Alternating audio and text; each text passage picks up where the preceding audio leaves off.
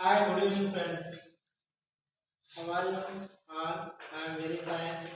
Your class is to tell daily use sentence in students and other members. So, daily use sentence again repeat one 8 sentence. This is first one is Kataka. Kataka మనం English లో ఏమంటామంటే సార్కాయిజం అంటాం.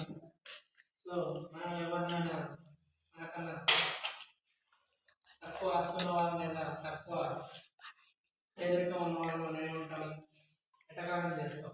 ఆ వెటకారం మనం ఇంగ్లీష్లో ఏమంటామంటే సార్కాయిజం అంటాం. నెక్స్ట్ హేళన చేయడం. హేళన అంటే 10 మంది రకాలు చేయడం. సో ఏదైనా దాన్ని ఏమంటామంటే మనం ఇంగ్లీష్లో ఇన్సల్టింగ్. ఇవాళ ఒక స్టూడెంట్ మనకి ఎగ్జామ్లో పాస్ అవ్వాలంటే అతన్ని స్టూడెంట్స్ ముందర మనం ఏమంటామంటే అతన్ని ఇవాళ ఫెయిల్ అంటే వాడే చాలా ఫీల్ అవుతాడు. ఏదైనా చేసినట్టు బాధపడతాడు. సో అలా ఒకసారి వెక్కిరించడం అంటే మోకింగ్. వెక్కిరించడం నువ్వు బాగా అంతం కావాలి కళ్ళ ముఖంలే అలా వెక్కిరించడానికి మోకింగ్ ఉంటాం. నెక్స్ట్ ఎగతాళి చేయడం టీజింగ్. నీ చెప్పులు బాగాలేవు, నీ పెన్నులు బాగాలేవు, నీ షూ బాగాలేదు, నీ హెయిర్ బాగాలేదని టీజింగ్ చేయడం ఎగతాళి. ఏడిపించడం ఎగతాళి టీజింగ్. గర్ల్స్ టీజింగ్ చేస్తారు కదా చేయకూడదు. పరిహాసం చేయడం అంటే మామూలు మేకింగ్ ఏ ఫన్. సో నవ్వుపేయడం అట్లా పరిహాసం.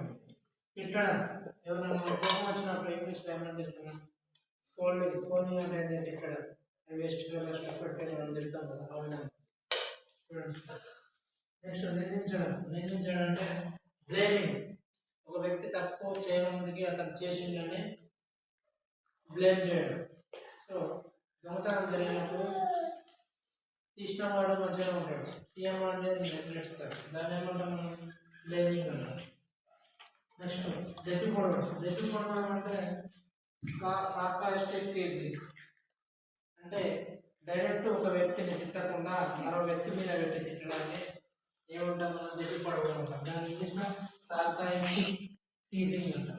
సో ప్రతి ఒక్కరు వీడియో నచ్చితే like and subscribe, share and comment. మరొక వీడియోతో మళ్ళీ కలుద్దాం. ఇప్పుడు మీ